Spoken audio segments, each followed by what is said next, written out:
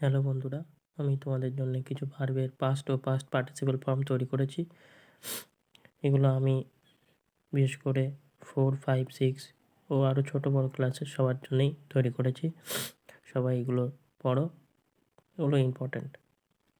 যেমন সিট, স্যাট সিট মানে বসা, পুট, কাট কাট, অ্যাডেড, কোয়ারেলড।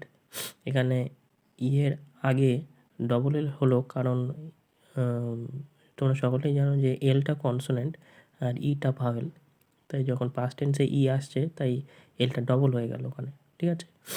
সিং, স্যাং, সাং, সোয়াম, ওখানে এ ছিল, ওটাকে ইউ করা হয়েছে পরে।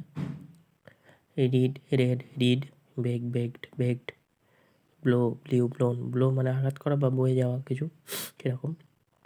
আর ফ্লো মানে নদীর প্রবাহ।